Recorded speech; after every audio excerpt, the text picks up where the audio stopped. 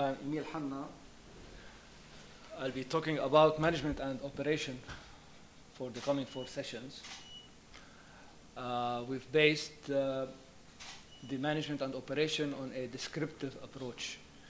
And we've based it on a descriptive approach. We based it on mainly 4 pillars. First of all, we look at quality assurance through a commissioning process. We look at the asset care through a maintenance regime, commitment through policy and awareness, and last but not least, measuring and evaluating and continual improvement. I saw you are interested in refrigerants, so I remembered a short story. We were taking over from a facility operator, and one of our engineers was making a walkthrough of the facility with the existing foreman. So he takes them to this big AC unit, and this guy is really concerned, and he wanted to explain a certain maintenance process. So he had a refrigerant bottle continuously connected to the unit. And he tells the engineer, please, during your weekly rounds, make sure you pass by this unit, crack open the refrigerant bottle for some time, and your machine will operate smoothly for the next week. So basically what he has done is a deep understanding of maintenance. He had a process, he had it scheduled, he had it documented, and he was conscious enough to pass it on. But he was lazy not to fix the leak. So our first criteria is environmental protection policy. And we look at commitment from a top management through a policy, a mission statement with specific targets to be met, a nominated environmental champion to spread awareness, and if possible, an ISO 14001 certification for the facility, but not captured.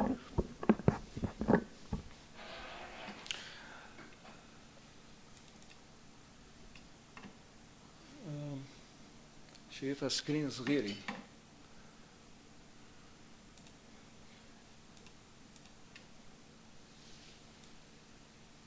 Okay.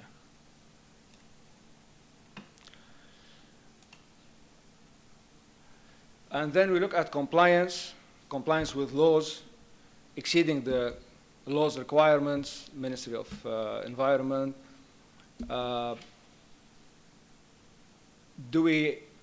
Do we ask compliance from our subcontractors and vendors as well? So this is more spreading of the awareness.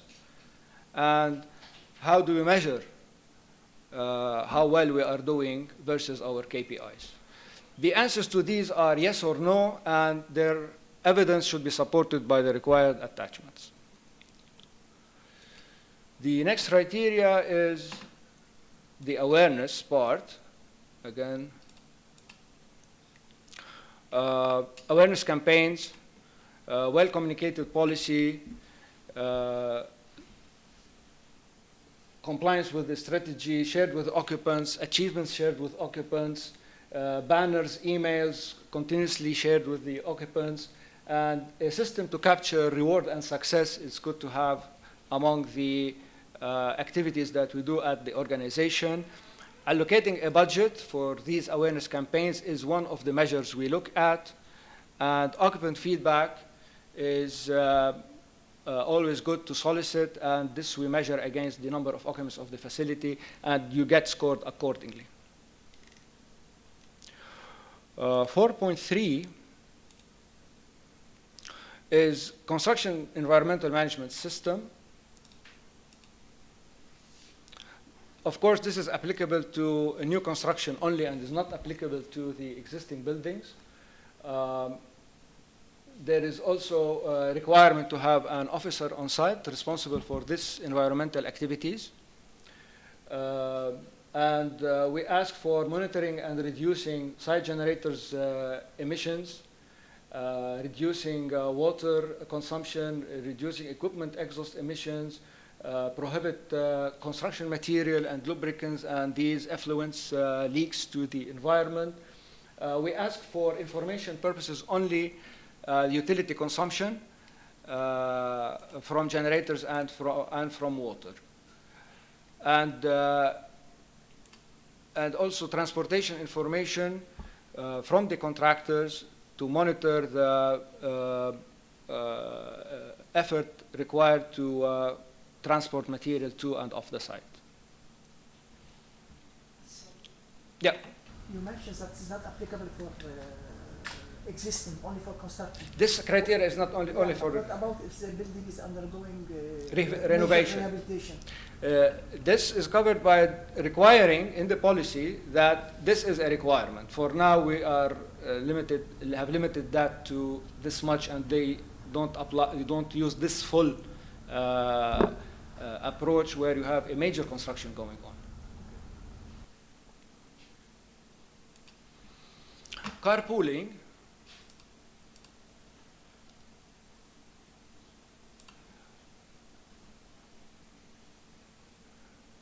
We ask that the facility has an initiative to do carpooling, and we highlight some initiatives that could help people to do carpooling, such as an access ride home offered by the facility. Example, a group of people are carpooling and one has to respond to an emergency, or the driver is responding to an emergency and the others are left behind and they need a ride home. Awareness campaigns, or providing free parking for those carpoolers, preferred parking location, or actually going into a prize drawing or something of the sort. Just simple tools to help people and attract people to go through carpooling. Yeah. Isn't this double counted in preferred parking for carpooling and? This is preferred. What's the main difference? Double counting between preferred parking and the previous one was previous one. Preferred parking only, providing preferred. This is a policy by the building in order to encourage the carpooling. So this is a preferred parking for those that are doing carpooling. It's not only the providing the preferred parking. It's a big policy where the company has to encourage people to do carpooling by providing the infrastructure and maybe putting banners and leaflets. It's different than the other one.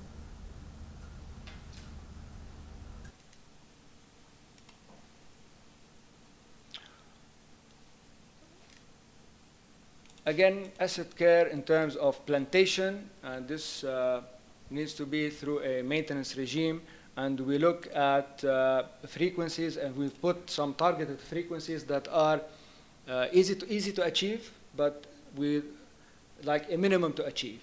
So we look at picking litter, which is basic, removing fallen leaves. And for example, if we take a category of trees, if you have trees on site, then you need to inspect for diseases. You need to replace trees at the end of life if they fail. You have to do the proper watering, pruning, shaping, and maintaining the plantation as best as you can. The grade is given against exceeding the target frequency, and this is also shared in the guideline. And if that is exceeded, then you get a score for that activity. Of course, if the trees are not available on site, then the whole thing is not applicable. Similarly, we go for vine trees, shrubs, grass, and different types of plantation that could be on the facility.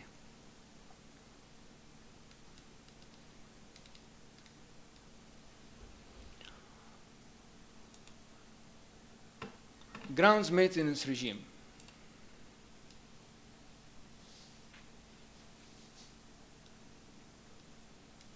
We looked at a number of assets that could be upon your asset inventory in the facility.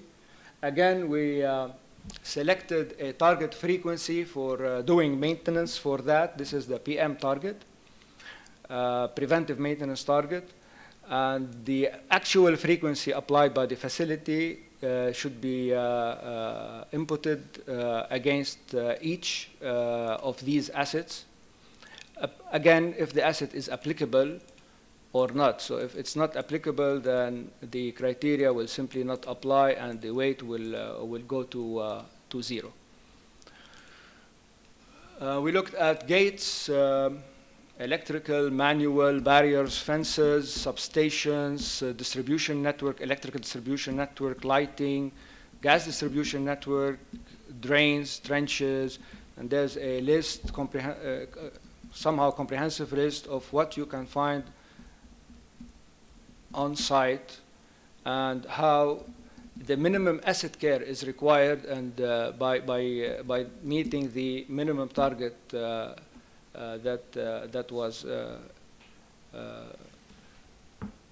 was put here. Pavements, roads, walkways. Yes? We have time for one example, if you may. Let me take this example on the second maintenance regime on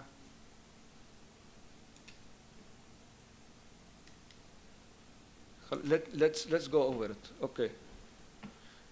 Okay. Yeah. So pavement. Here the pavement, you don't have pavement. So the weight is 0. The criteria is not applicable. Let's say pavement is there, and you are meeting the target. So that's a yearly target, so the score is 1. Let's say you are doing the maintenance on a frequency of a 3-year, not on a yearly basis, so the score will go to 0. And this will affect the total score, obviously. If you are doing your more frequent maintenance monthly and the target is yearly, you achieve the score automatically.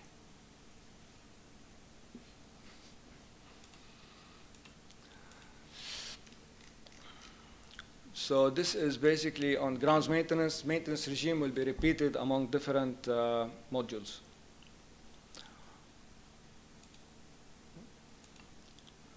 Emission measurements. We talked about with Rami the type of generators you have, the emissions of the generators, the boilers that are on site. Now the boilers and the generators are in operation, and we need to measure them with a certain frequency, not less than 2 years, to ensure that the emissions are maintained. So the first question is if you have a generator on site, and then what frequency are these emissions measured with, and are corrective actions taken after measurements, and then what are the actual measurements. We've adopted some low limits and the high limits.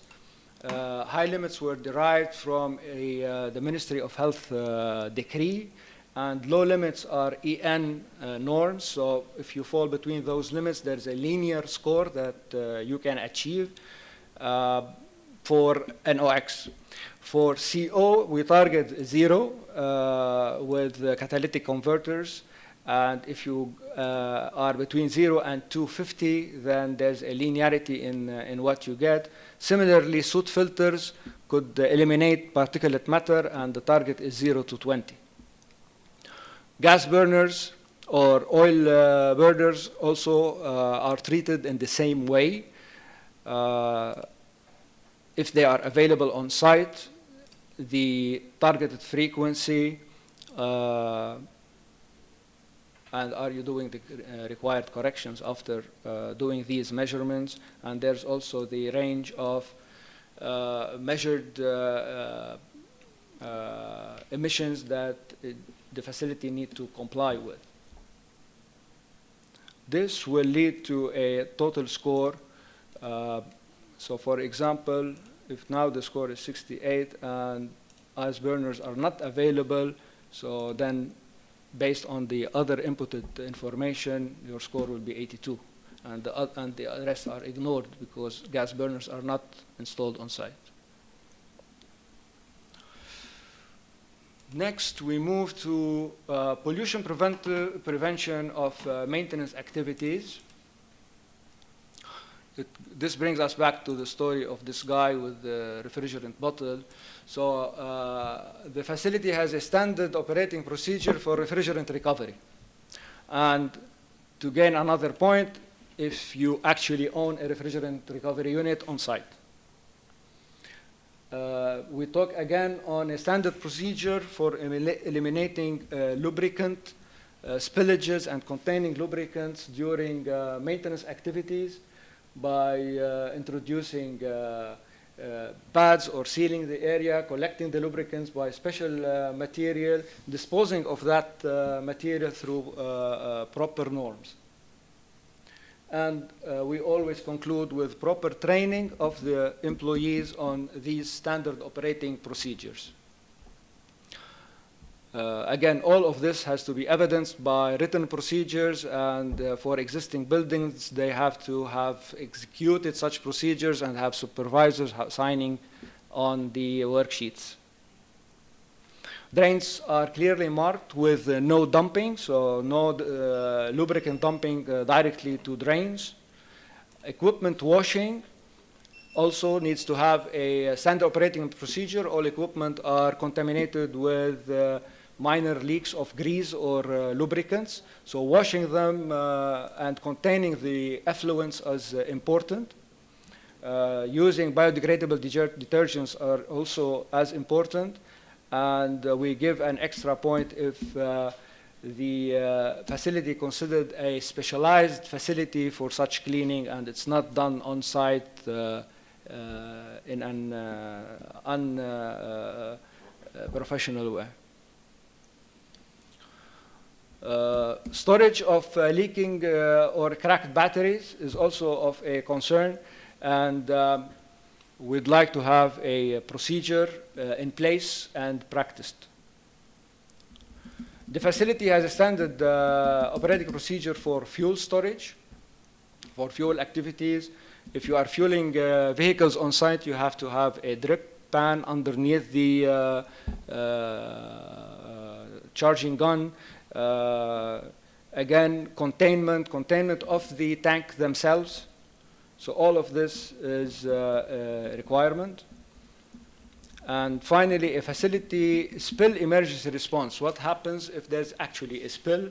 Who is to respond? How to alert the emergency response team? What are the tools that they have on hand? Documentation is important to evidence that the facility is actually practicing what they say. Again, the examples are just an answering yes or no, and then you get the score that are the score allocated for that particular criteria. So this is 4.8, 4.9, commissioning management.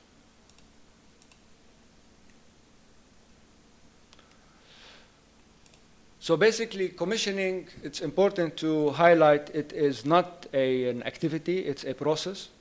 And the process starts as early as the building is still an idea. And it is concluded at handover and continues at least 1 year after handover. So for new construction, the prerequisite for this criteria is to actually have a third-party commissioning agent assigned to the project. And the commissioning agent will need to go through several steps at each step of the design development and construction development. Most important step is to establish the owner project requirements, and these are the prescriptive requirements that explain the intention of the facility, the standards that need to be that are required, how the facility will operate, operating hours, and work procedures that are needed inside the facility that will reflect on the design requirements. Then we go through the scope and method of commissioning.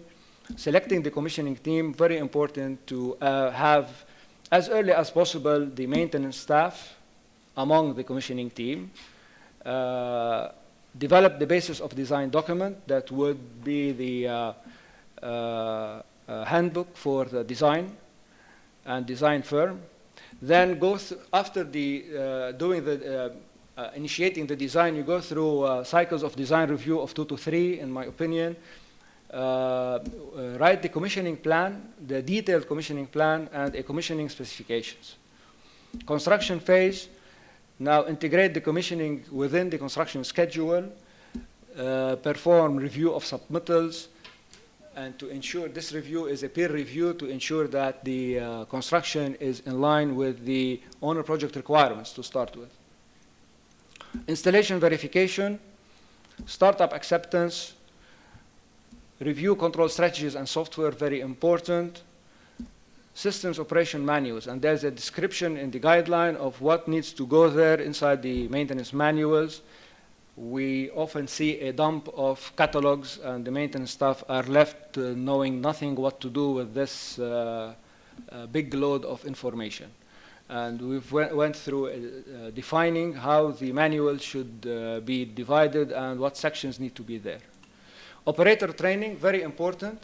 And we also advise to have operator touring the facility during the first stages of testing and commissioning. Develop the commissioning test procedures and the functional performance testing procedures.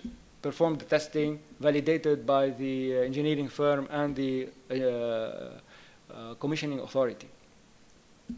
Issue reporting and snag list.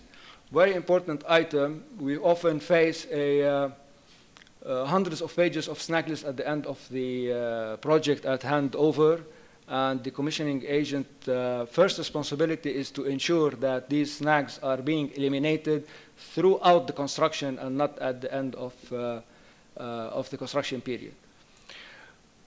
Post-handover for at least 1 year, do the performance trend logging. Off-season testing, which is sometimes not at the handover time, so off-season testing might come later on after a few months of handover. End of warranty testing. You have a warranty of 1 or 2 years on the system. Ensure that the system is properly operating after you sign off that the warranty has expired. Then we go through optimization and ongoing monitoring. Here we list the commissioning scope, and we've broadened the scope beyond just the energy systems. So you get a score if your safety systems are also included in your commissioning process.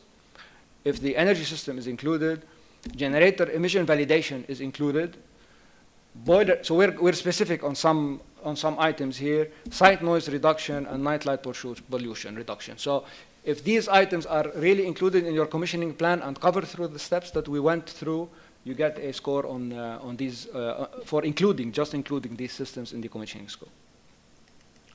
So this concludes the new building commissioning. A separate one is for the existing building. So existing buildings may or may not have passed through a commissioning process. So in case they have not been through a commissioning process, we ask that these are retro-commissioned.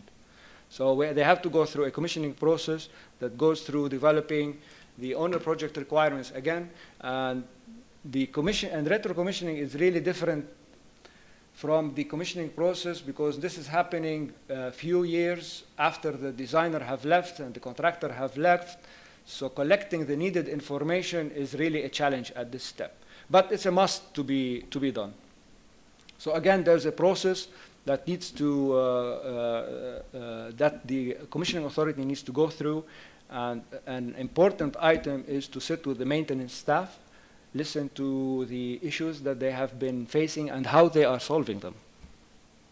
Opening the bottle, refrigerant bottle, again. So and then making a facility tour, talking to occupants, getting their feedback in different areas and spaces and see what are their complaints. Include all of this collected data in the commissioning plan. I'm just grouping titles of the different steps that are listed here. Develop a general assessment performance goals, evaluate the remaining life of equipment. So it's nonsense to to commission an AC unit that will have to be replaced in a few months or in a year. So if we determine that the life of the equipment needs to be replaced soon, then we should at least defer the commissioning of that system until the replacement is completed. Identify the commissioning scope and develop a commissioning plan. Now they intersect with the new building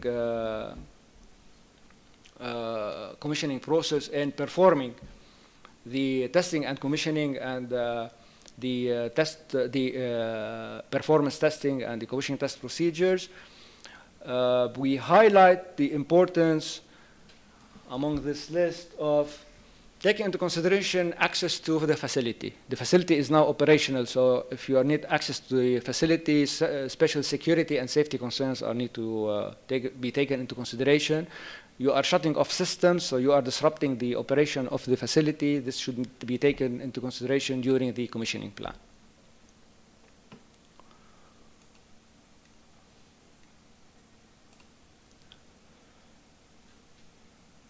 Reporting, evaluating the reporting, and then doing the final testing and recommending future corrective actions which may or may not be included in the current scope of work. Exit meeting, reporting to the owner what has been achieved, and in most cases you must have reduced some energy consumption, prolonged the life of some equipment, and solved the issues that have been highlighted in the initial walkthrough and interviews that were done. And last but not least, bring the maintenance staff on board, which they could be part of the commissioning team during the process of doing the commissioning. This will reduce cost and will get them engaged, and it will not look like an audit on them. But last but not least is to train them on the new set points and settings and processes that were established after this has been done, and hand over to them the operation and ensure that this has been put into a continuous improvement process that will keep updating these documentation that have resulted from the retro-commissioning process. In the energy section, we'll talk a bit more on retro-commissioning and recommissioning of the of equipment. Yeah. The commissioning, providing the proper minimum spare parts is a part of the commissioning.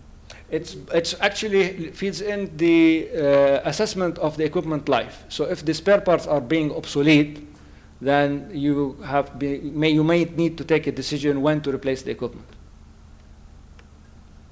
Did you mean having the stock of parts on hand? Yes. That's part of the maintenance strategy for ensuring equipment availability. Yeah. Yeah.